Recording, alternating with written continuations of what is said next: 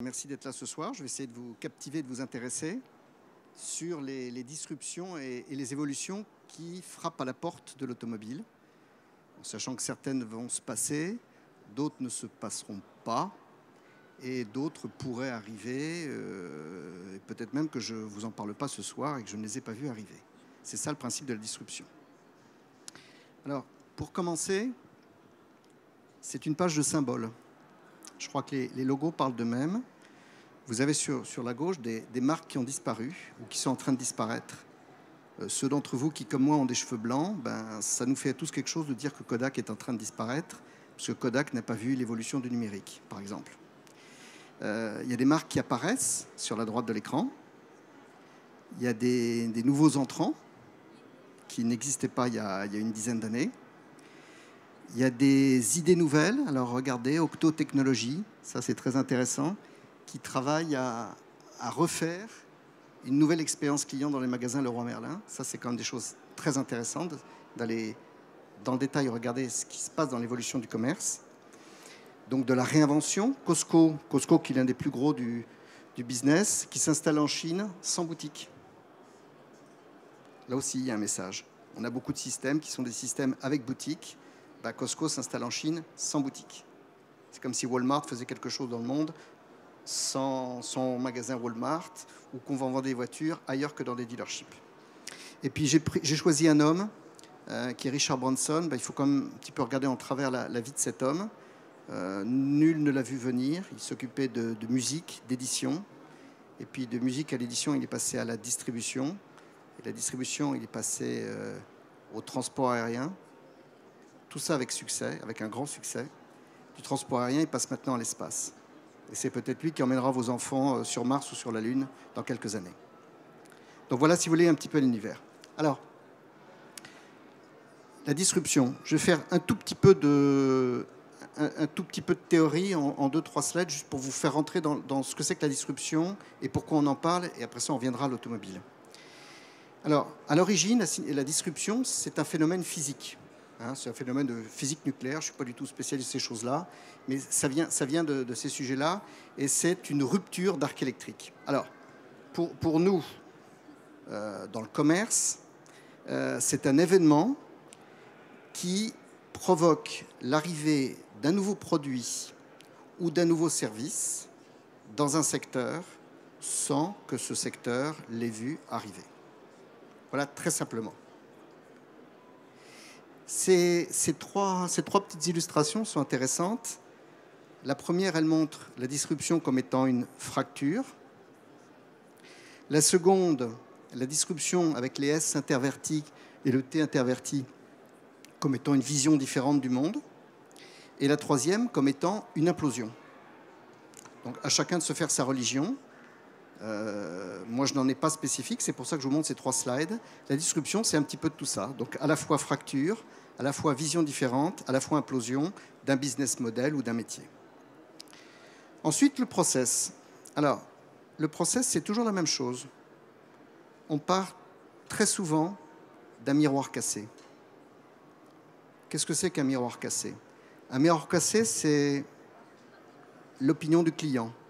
C'est un contrat client qui a été rompu. C'est des promesses qui ne sont pas tenues. C'est des horaires qui ne sont pas tenus. C'est des factures qui ne sont pas transparentes. On a brisé la glace de la confiance. Donc ça, c'est l'une des origines, l'un des faits générateurs de la disruption. Quand, dans un métier, vous avez un parfait contrat entre ce métier et ses clients, il n'y a pas de miroir classé, il y a peu de raisons qu'il y ait une disruption. Et dans tous les exemples que je vais vous donner après ça, vous verrez que quand il y a disruption, c'est qu'à la base, le contrat il a été un peu dévié. Voilà. Le second, c'est un petit peu les schémas. On va revenir tout à l'heure sur le process. Et puis le troisième, c'est pour dire que la disruption donne toujours du changement devant nous. Change ahead. C'est-à-dire que la disruption va permettre de prendre des chemins de traverse qui peut-être vont être plus courts, très probablement vont être moins chers, et en tout cas, ils vont être beaucoup plus customer-friendly, c'est-à-dire ils vont donner de la satisfaction aux consommateurs en B2B ou en B2C. Les conséquences, au mieux, donc le moins grave, c'est la perturbation d'un système établi. C'est-à-dire que le métier est secoué, on ne s'attendait pas à ça. Soit c'est des étrangers qui arrivent sur le marché, soit c'est une nouvelle forme, on est secoué. Ça, c'est au mieux. Le second, c'est la première illustration, c'est Break the Wall. C'est en général, il y a un bouleversement. Il y a un mur qui explose, ou qui implose, ou qui est transpercé. Ça, c'est ce qui arrive quand il y a une disruption normale. Et à la fin, vous avez des ruptures ou des interruptions. J'aime beaucoup ce slide-ci. Alors, il ne paraît pas très bien, mais il est très intéressant.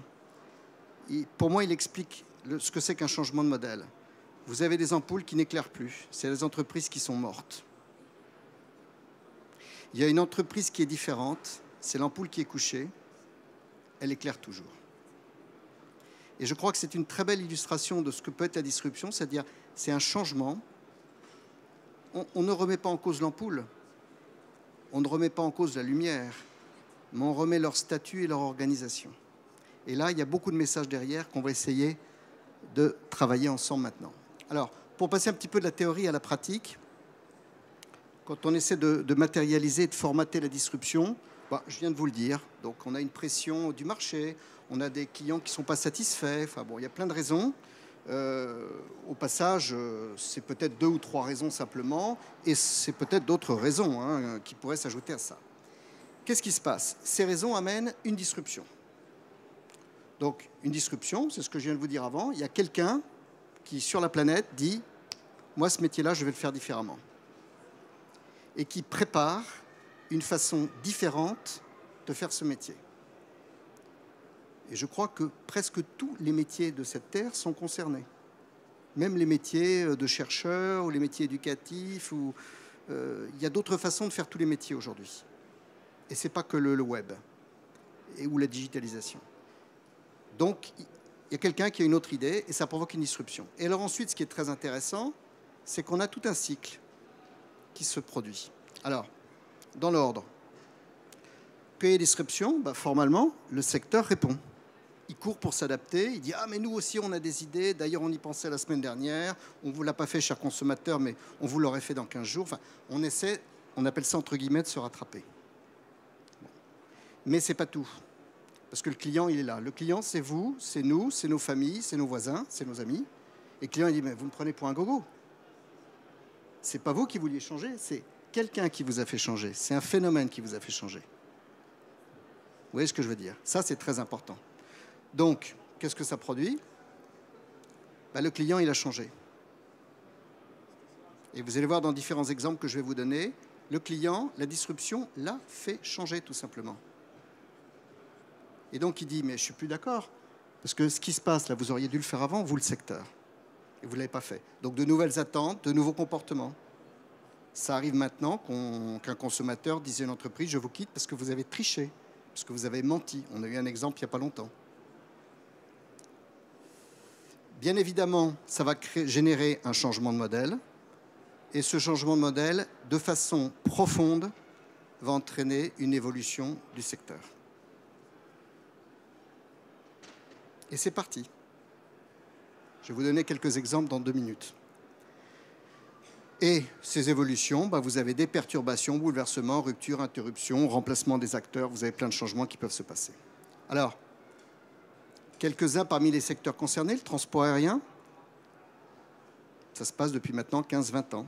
On a tous vécu une disruption énorme du transport aérien. Nul n'aurait imaginé qu'Air France, je ne veux pas parler des événements qui se sont passés malheureux il y a une dizaine de jours, mais qu'Air France nous annonce qu'ils vont avoir moins d'avions et moins de lignes. Ce n'est pas la tendance du transport aérien mondial. La tendance du transport aérien mondial, c'est plus d'avions et plus de lignes. Donc c'est qu'il y a un problème. Et qu'Air France est confronté à un modèle disruptif, que sont peut-être les EasyJet et Ryanair, les compagnies du Golfe et autres. Les agences de voyage, la banque, je vais revenir sur la banque tout de suite, les librairies. Vous vous promenez dans les rues de Paris, il y a un nombre beaucoup moins important, j'ai des cheveux blancs déjà, qu'il y avait des librairies quand j'étais petit. Qu'est-ce qui a changé? Ceux qui restent, ont-ils su gérer ces disruptions? Forcément, ils n'ont pas disparu. Comment l'ont-ils fait? C'est intéressant.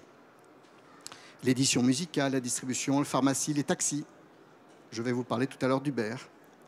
Les taxis, j'en parlais avec les organisateurs, que je remercie d'ailleurs de m'avoir convié. Les taxis, c'est l'exemple même d'un métier qui n'a pas vu arriver une disruption. On n'était pas forcément poli avec le client, excusez-moi. On ne le prenait pas parce que c'était trop court ou trop tard. Et puis est arrivée une disruption qui s'appelle Uber. Je vais vous donner les chiffres d'Uber tout à l'heure, vous allez voir, ça fait mal. Au taxi, pas à moi. Voilà. Et puis, bien entendu, dans l'automobile, il va se passer aussi des choses, il peut se passer des choses.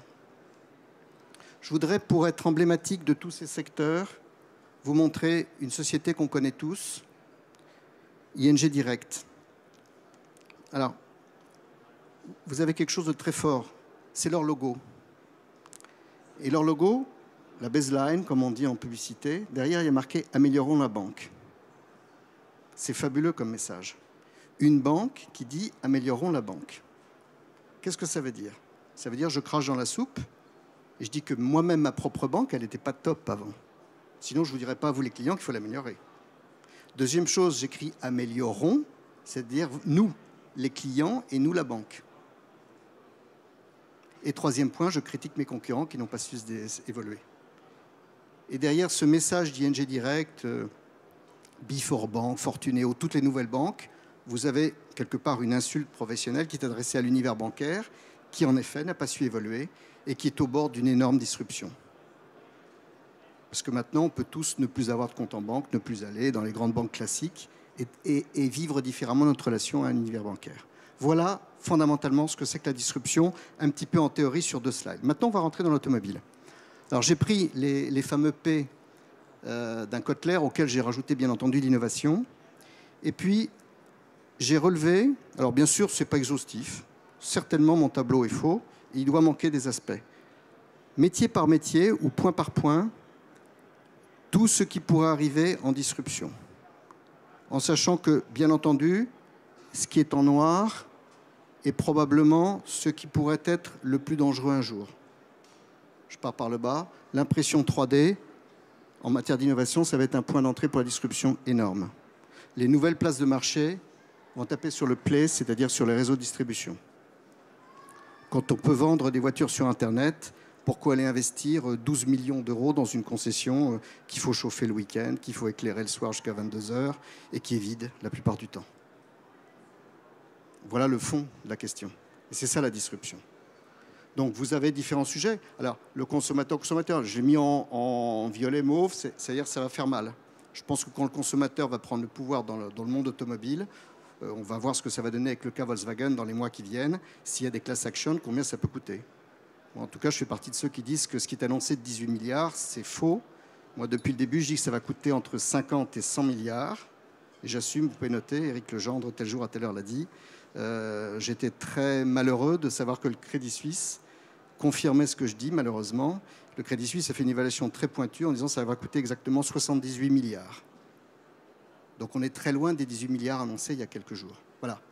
C'est pour vous montrer que quand on triche avec le consommateur, encore une fois, c'est vous, c'est nous, il va se venger. Il va acheter ailleurs, il va demander des compensations, il va y avoir des procès, il va y avoir tas de choses. Bon. Les nouveaux opérateurs, on va en parler, le Big Bang Digital, enfin, voyez, vous comprenez. Bien sûr, le low cost et les comparateurs font très mal au prix. Qui peut vendre avec des prix et des marges énormes aujourd'hui? C'est fini. C'est fini. Donc voilà, si vous voulez, tous les points d'entrée possibles. Alors, on ne peut pas parler de tout. J'ai choisi de vous parler de 5 sujets que je vais traiter. Le format de la distribution dans l'automobile. Alors, je m'attacherai surtout aux distributions classiques, hein, donc ce qu'on appelle les concessionnaires et les agences, les formats classiques. Je vais vous parler des nouveaux acteurs, ce qui peut se passer avec des nouveaux acteurs, ce qui s'est déjà passé d'ailleurs, la connectivité, la mobilité, la 3D. Et puis, on aura un petit peu une synthèse à la fin. Dans un contexte que je veux un petit peu plus large, que je n'évoquerai pas, qui est celui de la mondialisation, bien sûr, de la pression sur les prix, de la digitalisation et bien sûr du nouveau consommateur. Voilà. Alors, le format. De façon très simple. Essayez d'être le plus simple possible. Le premier point, c'est qu'on a un canal de distribution automobile qui est le plus souvent exclusif. Et c'est pas bon. On sait très bien tous que quand il y a un canal exclusif, un jour, il sera contourné. Donc le premier des dangers, c'est le canal unique. quel que soit le produit que vous ayez à vendre. Il y a un paradoxe, c'est qu'on a à la fois trop d'acteurs et pas assez de concentration. J'ai travaillé à l'étranger, j'ai beaucoup travaillé dans des pays étrangers. Il y a des pays en Europe où vous avez une foule de concessionnaires et d'agents. Je vais prendre un exemple qui n'est pas loin de nous, qui est la Suisse. Alors, les Suisses ont des explications, ils disent qu'il y a des petites vallées, l'hiver il y a de la neige, et puis on ne parle pas la même langue d'une vallée à l'autre. Je ne sais pas s'il y a des Suisses dans la salle, j'adore la Suisse, hein, j'ai vécu 3 ans et demi avec ma famille, mais quand même, économiquement ça ne tient pas la route quand vous avez un concessionnaire suisse qui vend 72 voitures par an. C'est pas ça l'avenir. Donc il faut se poser des vraies questions. Donc la première sur le format de distribution, c'est ça. Et ça, quelqu'un qui pense à être disruptif, il le remarque. Le deuxième facteur, c'est la rentabilité du commerce automobile est très faible. Elle n'arrête pas de baisser. Rares sont ceux qui gagnent des pourcentages normaux par rapport à plein de métiers. J'intervenais il y a quelques mois devant une assemblée de concessionnaires sur le même sujet pratiquement. Et donc c'était des chefs d'entreprise, concessionnaires de différents pays d'Europe. Il y avait pas mal de Français. Et j'ai demandé à ceux qui avaient été contactés depuis moins de 12 mois par un fonds d'investissement de lever le doigt. Il n'y en a pas un qui a levé le doigt. Peut-être qu'ils étaient tous très timides. Mais quand les fonds d'investissement ne viennent pas vers un métier, c'est qu'il y a un problème de rentabilité de ce métier. Ou que ce métier peut être disrupté. Vous voyez ce que je veux dire? On est en plein dans ma démonstration. Et alors aussi, forte insatisfaction client et faible valeur ajoutée perçue. Ça, c'est un point important. L'automobile a la réputation d'être dans les secteurs où il y a le moins de satisfaction client. Dans la plupart des pays d'Europe, on est le métier le moins attractif pour les clients. C'est-à-dire qu'on est derrière même des métiers comme les pompes funèbres ou les boulangers, ce qui est fou. Ce qui est fou. Alors qu'on n'arrête pas de former depuis des dizaines d'années des vendeurs et des réceptionnaires après-vente au service client, à la politique client, à la qualité client et un certain nombre de choses. On a très mauvaise réputation dans l'automobile. C'est un fait. C'est pas français, c'est mondial. Je suis même allé en Chine, je suis allé au Japon, je suis allé en Corée, j'ai vu des concessionnaires là-bas. Alors certes, c'est un peu mieux, mais la réputation est aussi mauvaise par rapport au reste de l'industrie. Rien à voir avec l'hôtellerie ou d'autres métiers. C'est comme ça. Donc, faut faire attention. Je vous en parlais tout à l'heure, Uber. La satisfaction des taxis n'était pas bonne, Uber est arrivé, boum, tout a changé, explosé. Et puis, dernier point, la distribution automobile n'innove pas. Est-ce que l'innovation, c'est dire, tiens, maintenant on a un site internet? Non, ça c'est les années 90, ça.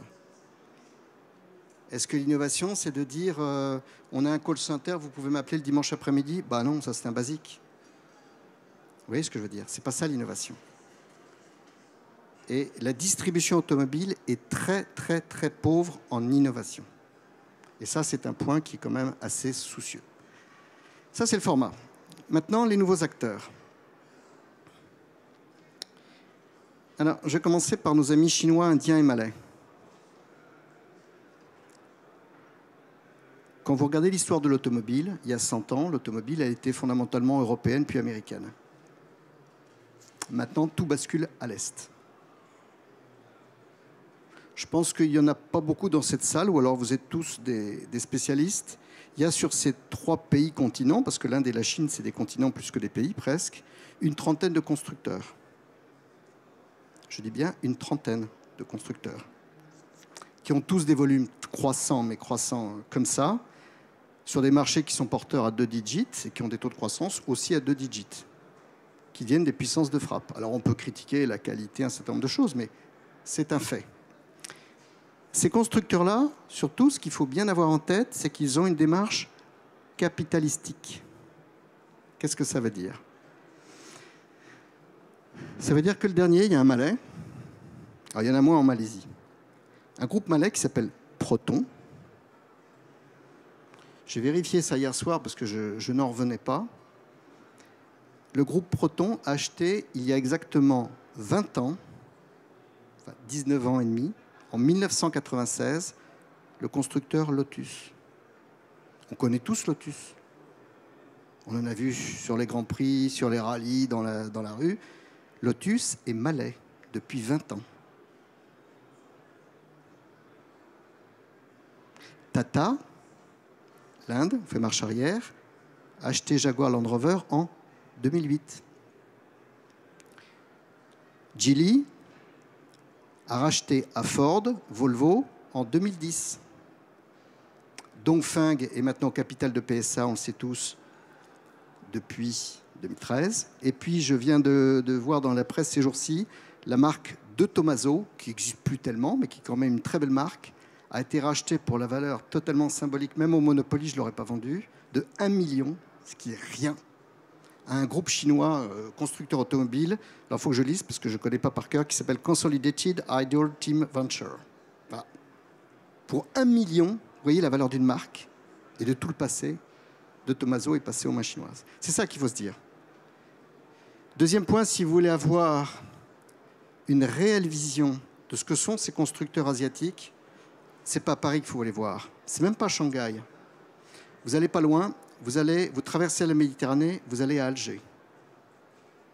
Tous les ans, en début d'année, et on peut en parler avec nos amis de Comexposium et d'équipe auto, il y a le salon automobile d'Alger. Il faut savoir que pour des tas de raisons, l'Algérie est un pays très ouvert à l'importation.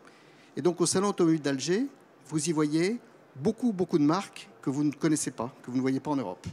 Ce qui n'est pas le cas ni du Maroc ni de la Tunisie d'ailleurs. L'Algérie est beaucoup plus ouverte, encore pour quelques années.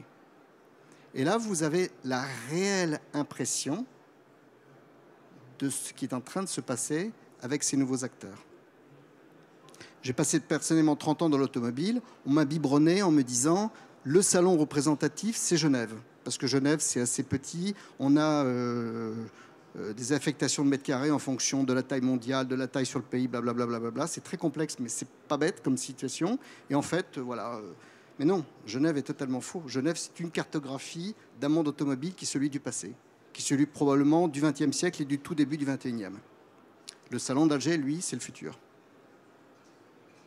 Donc, les nouveaux acteurs, voilà. Ça, c'est un premier point. Ensuite, Tesla et Bolloré, je dirais, c'est de réels, purs, nouveaux entrants. J'aurais fait cette conférence-là il y a 15 ans. Je vous aurais dit, Tesla, ça n'existe pas, c'est vrai. Monsieur Elon Musk, personne ne le connaissait il y a 15 ans. Et Bolloré, ça existait, c'était connu, on savait leurs activités, mais c'était plutôt du trading, du commerce divers et variés, en particulier sur l'Afrique et sur l'Asie. Mais est-ce qu'un jour, Bolloré serait un constructeur de voitures électriques? Ben non, on ne savait pas. Eux, ils l'ont fait, avec plus ou moins de succès. Au passage, ils ne gagnent pas beaucoup d'argent ni l'un ni l'autre, mais ce n'est pas grave. C'est ça aussi de la disruption. C'est d'accepter de perdre pour pouvoir gagner un jour. Ceci dit, essayez une Tesla ou une Bolloré, vous serez assez satisfait. Ils ont des capitaux, ils ont des moyens énormes, ils ont des innovations qui sont très, très disruptives. Tesla n'a pas de réseau de distribution, ils distribuent eux-mêmes. Ils sont passés au-delà d'une marge et d'un système. Ce n'est pas la peine, si vous êtes concessionnaire automobile, de lever le doigt en disant « je voudrais distribuer des Tesla à Agen ou à Saint-Malo ». Non, on fera en direct. Au revoir monsieur, merci d'être venu, allez voir quelqu'un d'autre, il y en a plein d'autres qui vous voudront. Non, ok. Google et Apple, je dirais, ça va être probablement la même chose, mais en beaucoup plus gros. Dans 10 ans, on en reparle. Vous verrez ce qu'ils auront fait, avec leurs moyens. Troisième point, des nouveaux acteurs qui vont nous amener de la disruption. Vous avez tous les logos aussi qui sont là sur le côté. Je n'ai pas mis tout le monde parce que c'est les pure players, les places de marché. Alors, les places de marché, Oscaro, on connaît, Allo Pneus, Mister Auto, Aramis, Le Bon Coin, Autobiz, Autoréduc. Bon. J'ai rajouté Amazon, parce qu'Amazon se prépare à faire des choses qui sont très intéressantes. Si vous avez bien regardé ma présentation, sur la première slide où je mettais plein de photos, vous avez Amazon Fresh. Je ne sais pas si vous vous souvenez, vous avez vu des camionnettes vertes. Je vous propose que vous perdiez 10 minutes ce soir quand vous rentrez chez vous. Et au lieu de regarder ma présentation ou ce que je dis, vous allez regarder Amazon Fresh. Amazon Fresh, c'est fabuleux comme idée. Ça a été testé depuis maintenant presque 4 ans dans la région de Seattle, dans l'État de Washington, dans l'État d'Oregon. C'est avec les moyens et l'intelligence situationnelle d'Amazon, comment on peut rentrer dans le business du food. Et maintenant, Amazon Fresh va se lancer en Europe. Ils ont commencé en Angleterre. Ils parlent de vous livrer des tomates fraîches avec des drones. Voilà une disruption. Alors on va me dire, ouais, mais on n'a pas le droit d'avoir des drones au-dessus de Paris. Bien sûr, bien sûr. Ils ont des camionnettes vertes. Au passage, ils achètent beaucoup de véhicules, pour ceux qui vendent des LCV. Comment peut-on imaginer qu'une société comme Amazon, qui était dans un métier complètement différent, qui au passage est celui qui a fait exploser les libraires, comme quoi on peut être disruptif et gagner beaucoup d'argent, c'est comme ça qu'ils ont gagné leur vie. Ensuite, ils sont passés à l'édition musicale et à la vente de contenus musicaux et éditoriaux musicaux, je ne vais pas rentrer dans le détail. Bah, tout d'un coup, ils disent tout à fait autre chose. On va demain dans le food, dans le métier des épiciers, des primeurs, des marchands de... Bon, alors vous allez dire, qu'est-ce qu'il veut dire le genre là? On est très loin de l'automobile. Non. Si Amazon vend aujourd'hui, je dis des bêtises, ils vendent aujourd'hui des salades, des tomates et des bananes, demain ils peuvent le faire aussi bien avec des voitures. Et le problème pour nous qui sommes tous des gens et des hommes et des femmes de l'automobile ici, c'est que ces gens-là, ils ont une autre vision du monde que nous et ils ont surtout d'autres moyens financiers. Je vais vous citer quelques noms qui doivent vous parler pour la plupart. Netflix, Criteo, Airbnb, Flipkart, Square, Spotify. Toutes ces entreprises ont des valorisations qui sont entre 5 et 25 milliards. Certains valent 3 fois la valorisation de PSA ou 10 fois la valorisation de Forcia, par exemple, ou 4 fois Valeo. Ces entreprises n'existaient pas il y a 10 ans, 15 ans. Voilà. Donc, qu'est-ce que c'est pour eux que de mettre 100 millions? Quand je vous rappelle que De Tomaso vient d'être vendu pour 1 million. Je ne sais même pas d'ailleurs si c'est 1 million d'euros ou 1 million de dollars, peu importe. Donc, s'ils ont envie de rentrer dans vos métiers, à droite et à gauche, ben voilà. D'ailleurs, ils peuvent racheter des startups aussi. Hein. Il y a de très bonnes affaires à faire. Hein. Je travaille avec certains, d'ailleurs. Bien, des nouveaux acteurs. Alors, je ne pouvais pas terminer les nouveaux acteurs sans parler d'Uber, parce que Uber est au cœur d'une démonstration sous 2 aspects. La disruption et les nouveaux acteurs. Quelques chiffres. J'ai 6 chiffres à vous donner sur Uber. Uber, c'est 250 villes dans le monde. Ce n'est pas le monde entier, ce ne sont que 250 villes. Ce sont 160 000 taxis. Pas mal la flotte. Les constructeurs qui lèveraient le doigt pour en vendre 5% de part de marché dessus. C'est 1 million de courses quotidiennes. C'est 8 millions d'utilisateurs encartés, avec du CRM derrière, de la data, du database, du data mining et tout. C'est rien qu'à New York, un chiffre d'affaires mensuel de 26 millions de dollars. Voilà. C'est devenu un nom, l'ubérisation de l'économie, reprise y compris par des ministres, probablement un jour par des présidents, reprise par des chefs d'entreprise et surtout qui a été reprise par un grand publicitaire français qui fait beaucoup plus que la publicité, qui s'appelle Maurice Lévy, qui est le patron de Publicis. Et intervenant dans un forum d'une grande école que je connais bien, il disait récemment, vous savez, qu'est-ce que c'est que... Alors, la salle lui disait, mais parlez-nous de l'ubérisation. OK. Et l'ubérisation, je vais reprendre exactement ces mots, c'est l'idée que l'on se réveille soudainement en constatant que son métier traditionnel a disparu. Voilà. C'est terrifiant, mais en même temps, c'est très beau. C'est pour ça que je vous en parle. C'est que ça ouvre la porte à tout faire demain. Mais il ne faudra pas dire « j'étais pas au courant ». Ou il ne faudra pas dire, comme les taxis qui sont concurrents d'Uber, « oh je ne savais pas, je n'ai pas vu venir ». Bah oui, ça c'est ton problème, mon gars. Il fallait être plus convivial, il fallait travailler différemment.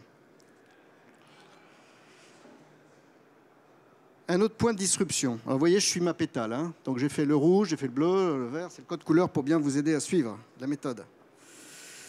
La connectivité. Alors, connectivité en 3 points aussi.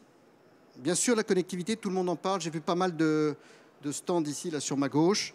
C'est beaucoup de nouveaux services, c'est des bouquets, c'est le big data. Il y a bien entendu derrière des enjeux énormes, parce que dès qu'on parle de big data, vous imaginez qu'il y a beaucoup de dollars, et on peut compter en 8 chiffres, en 9 chiffres et en 10 chiffres la valeur de ces informations.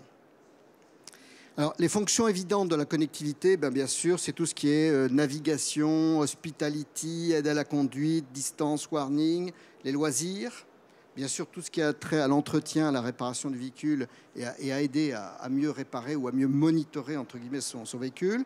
Tout ce qui est aussi la sécurité et le e-call. Là, pour ça, il y a un consensus et je dirais, pourquoi pas. D'ailleurs, c'est intéressant parce que cette voiture est quelque part un petit peu connectée. Là où on peut commencer à se poser des questions, c'est sur les fonctions induites. Je fais partie des gens qui disent qu'à vouloir trop en mettre, on va rentrer dans un certain nombre de risques. Je vais vous donner 2-3 risques qui pour moi paraissent évidents et qui malheureusement aujourd'hui ne sont pas du tout maîtrisés. Le premier, ce sont les surcoûts. Je vous rappelle qu'on est dans un monde où il commence à se dire qu'il y a trop de voitures, où il y a trop de pollution, ça c'est clair. On a la COP21 qui s'ouvre dans 5 semaines, où il y a énormément de maladies dont on va apprendre que l'une de leurs origines, ce n'est pas la seule, ce sont les pollutions environnementales provenant de l'automobile et pas que des pots d'échappement. On pourrait parler d'autres sujets que les pots d'échappement. On le fera off après la réunion si vous voulez. Donc il faut se poser une question. À partir du moment où il y a des voitures avec 5 places dans lesquelles il y a un seul passager et qu'il y en a trop, qu'on perd 1h30 le matin, 1h30 le soir ou 1h15, qu'on a du mal à se garer, qu'on est en retard, est-ce que notre système il tient la route? Et derrière, le surcoût, on va mettre de la connectique dans ma voiture et elle va coûter 2-3 000 € de plus? Ben non.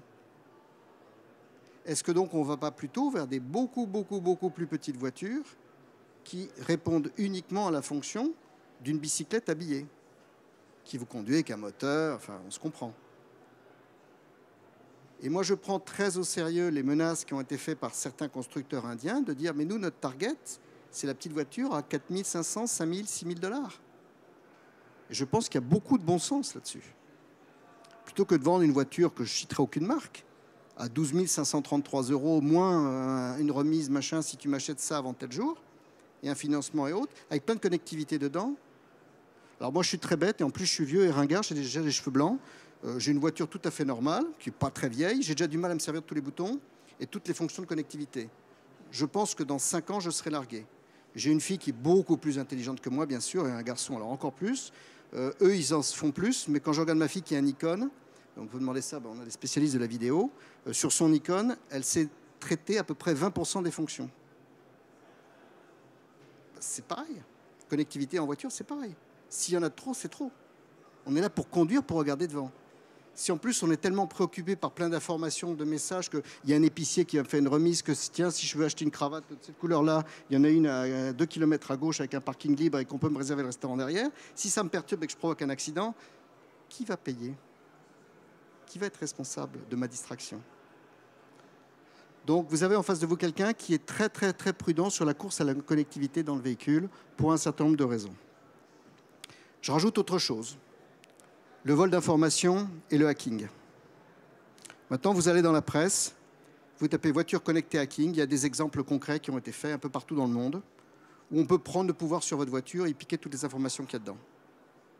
C'est quand même gênant si on connaît votre adresse de domicile, si on connaît celle de vos meilleurs amis, si on sait le temps que vous passez dans votre voiture, avec quel rythme. Je ne suis pas fanat de Big Brother, mais quand même. Si on sait que vous cliquez toujours sur des restaurants indiens, parce que vous êtes un fou de la cuisine indienne. Et ça peut se piquer aujourd'hui. On peut prendre le pouvoir sur une voiture. On parle de voitures qui se conduisent toutes seules. Il a été prouvé qu'elles ne sont pas au point, puisque maintenant on peut les dériver de leur route.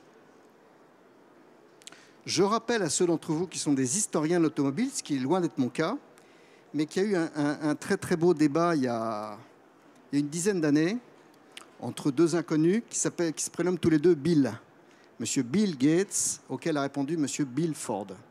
Bill Ford, c'est William, je ne sais pas quoi, Bill, enfin bref. Bill Gates avait eu un problème avec une Ford et s'est permis, parce que ce n'est pas tellement le genre, c'est un homme qui est plutôt sympathique par ailleurs, s'était permis sur une convention, sur une scène, de dire à tout le monde, il y avait des centaines de personnes, puis il y avait les télés et tout, ouais, ma Ford, c'est là, ça tombe en panne, critiquer, là, bon. Ouais, Bill Gates a pris un micro le soir même, puis a répondu, bah, vous savez, si les voitures tombaient en panne comme tombent les ordinateurs en panne, et il a mimé ce qui pourrait se passer si une voiture fonctionnait comme un ordinateur. Donc on est tous restés stupides devant un écran d'ordinateur où on dit non, ça ne marche pas, on ne peut pas voir le Wi-Fi parce que ceci, attendez, enfin bon, on a tous eu des bugs avec nos ordinateurs. Vous voyez ce que je veux dire? À mettre beaucoup trop de fonctions et beaucoup trop de connectivité. Attention, souvenez-vous du débat Bill Gates-Bill Ford, je crois qu'il était très pertinent à une époque.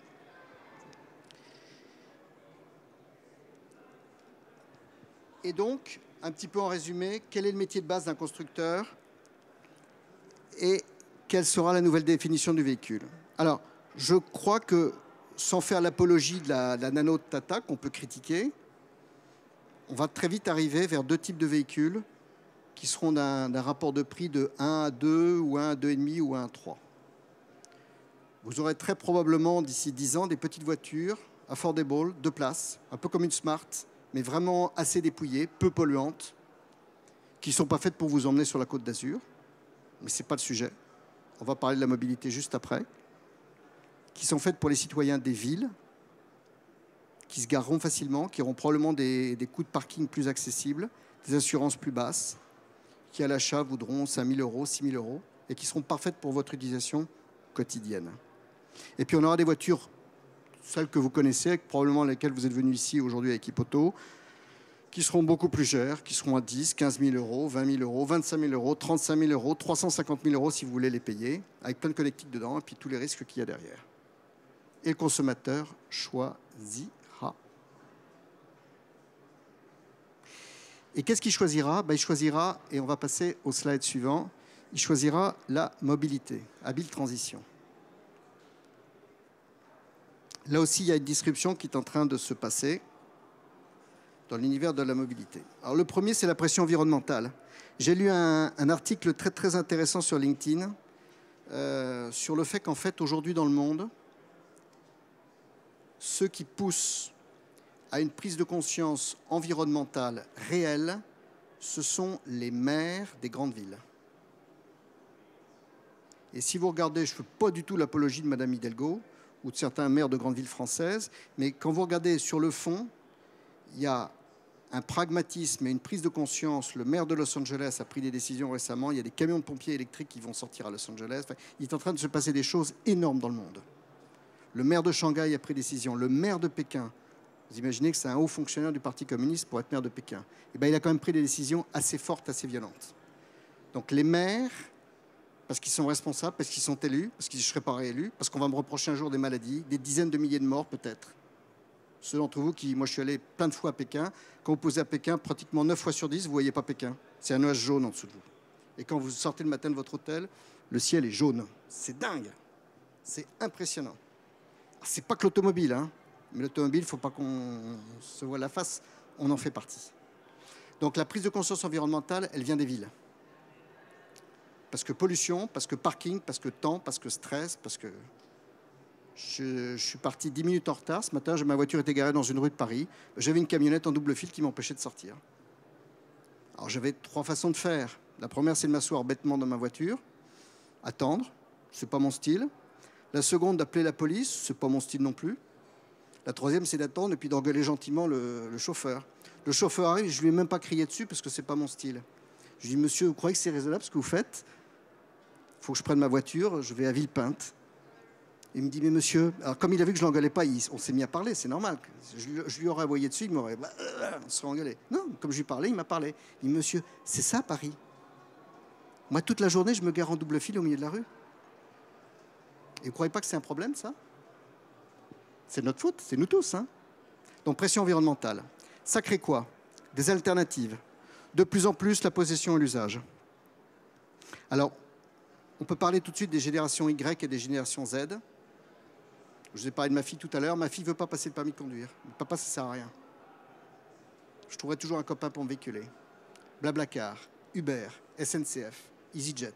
C'est ça sa réponse. C'est interpellant. Surtout quand on a travaillé 30 ans à vendre des voitures. On se dit, est-ce que ce n'est pas un autre monde qui arrive? De plus en plus, vous avez des formes alternatives. Vous avez des gens qui vous loueront des voitures et qui ont une petite, ou qui gardent une vieille voiture. Donc vous avez une évolution de la société très en profondeur qui est en train de se faire. Si je fais un sondage ici, beaucoup d'entre vous diront « j'étais pas Blablacar ». Parce qu'on dit on est Blablacar ou on n'est pas Blablacar. Et puis un jour, il dit ah, ça y est, j'ai été super, je recommence. Et on devient tous un jour plus ou moins Blablacar. Que ce soit passager ou conducteur. Moi, je suis personnellement les deux. Et c'est une évolution en profondeur. Donc, toutes les alternatives. Alors, les développements de transport en commun, l'autopartage, la location, Drivy, l'échange, le covoiturage, et puis le multimodal. On a permis des 100, je vous ai parlé des 100 permis, un jour on parlera des 100 voitures. Il n'y a pas que les 100 papiers, il n'y a pas que les bonnets rouges. Ça, il faut que l'automobile en prenne conscience. Ça, c'est une disruption. C'est un réel changement en profondeur du consommateur. Et puis, le troisième point sur la mobilité, les données. C'est quoi? Demain, je crois que vous avez Bertrand Rakoto qui parle, qui est un de mes bons amis. Il va vous parler d'une forme extrêmement révolutionnaire qui est la voiture rémunérée. C'est-à-dire que la voiture devient une forme de carte de crédit à points. Et toutes les informations que vous prenez avec votre voiture, là, il faut qu'elle soit connectée. Ben, elle vous paye votre voiture. Donc votre voiture, elle sera gratuite. C'est inimaginable, mais ça a déjà été imaginé et ça pourrait arriver.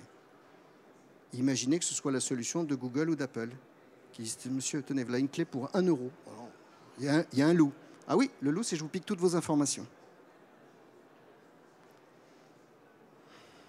Peut-être qu'il y en a un qui dira oui. Ça, c'est la disruption. Parce que tous ceux qui ne sont pas dans ce business model-là, ils meurent.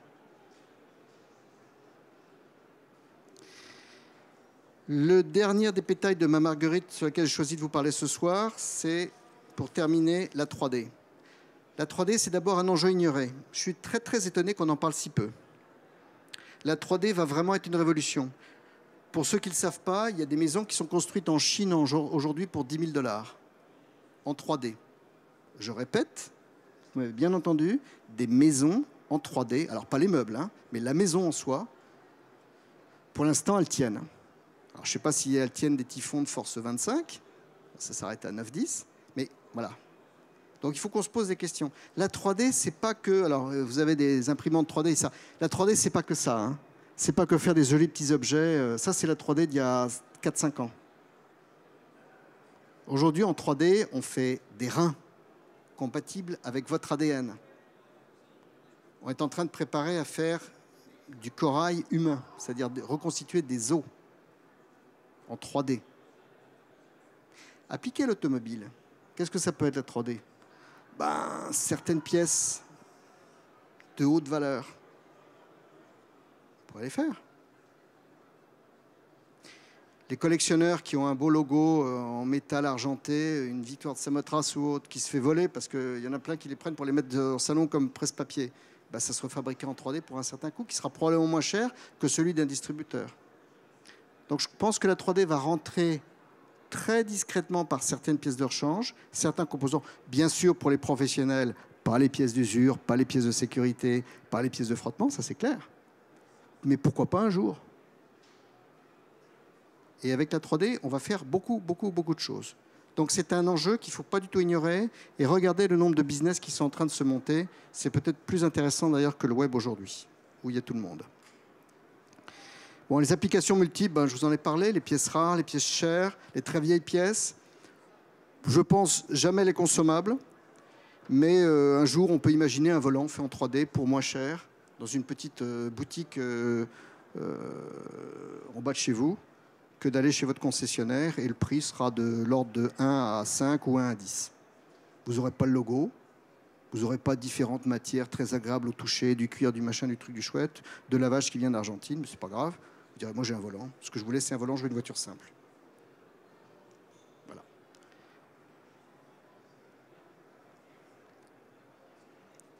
Donc là aussi, et là je sais, il y a des gens qui se préparent à rentrer dans l'automobile par la 3D.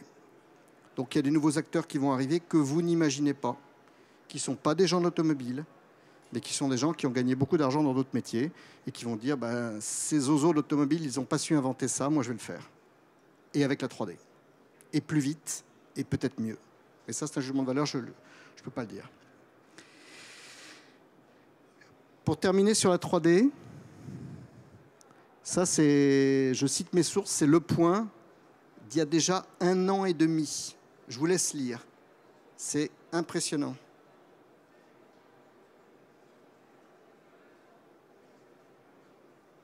Nike. On connaît tous Nike. On imagine tous qu'un basket, il traverse le monde entre la semelle, les lacets, les machins, la boutique et tout. Ben non.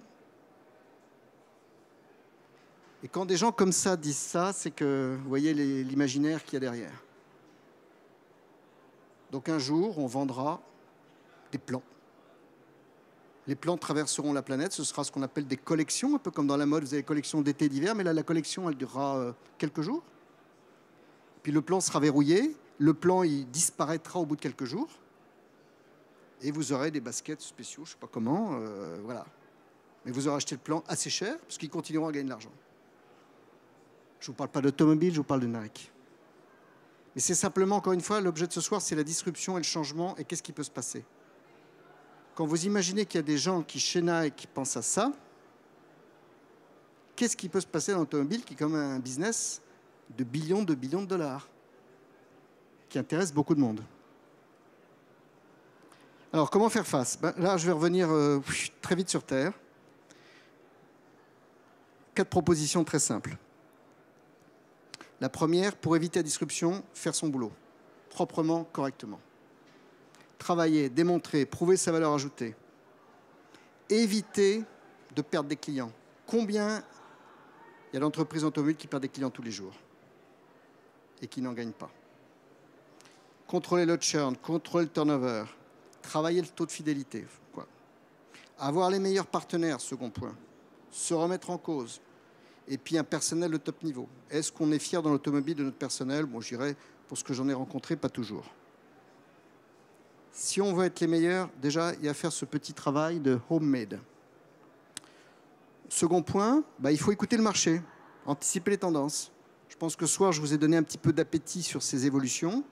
On est plein sur Terre à dire ces choses-là. Nous, on y travaille sur AICDP. Moi, j'y travaille tous les jours à faire évoluer des entreprises dans leur prise de conscience d'un monde qui change. Donc, on ne reste pas assis. Je ne sais pas ça, vous ne vous levez pas. Hein. Mais on ne reste pas assis à dire peut-être que je vais être ubérisé demain matin. Non. Qu'est-ce que je pourrais faire pour ne pas être ubérisé? Et qui peut arriver? Et comment et quoi? Donc, observer le monde, être agile, être curieux, être informé. Le troisième, c'est optimiser le business model. Je fais partie des gens aussi qui critiquent des demandes d'investissement dans l'industrie automobile. Je crois qu'il faut se calmer un petit peu, arrêter d'investir des dizaines de millions dans des concessions, dans des palaces, si ces palaces ne servent plus à rien dans 5 ans. On sait tous que l'immobilier se rentabilise dans l'automobile sur une période aux alentours de 20-25 ans. Si c'est pour que les concessions ne soient pas rentabilisées dans 10 ans et que dans 10 ans, elles ne servent plus à rien, on aura tous faire très malin. J'ai vu dans des déserts, quand il y a 45 km qui séparent une capitale d'un aéroport situé en plein désert, ça arrive dans plein d'endroits du monde, des palaces construits pour des marques allemandes de luxe, au bord d'une autoroute, il n'y a personne. J'appelle ça un non-sens total. Je dirais même, c'est pratiquement de la bêtise. Et tout le monde est responsable. Le constructeur qui dit tu vas me construire un palace, parce qu'il veut un palace, réfrigéré, éclairé, blablabla, blablabla. Le dealer qui dit pour faire plaisir au constructeur, sinon on me fait péter mon contrat de concessionnaire, je vais construire ça. Et voilà. Mais ça se passe en France aussi. Hein. Donc attention aux investissements, freinez les investissements et autres. J'ai fini, je vois que vous voulez partir. Désinvestir et rentabiliser. Et le dernier point, c'est innover, rafraîchir son offre, surprendre le consommateur, être moderne et pas perdre son temps et avancer. Voilà, merci. Si vous avez des questions, c'est quand vous voulez.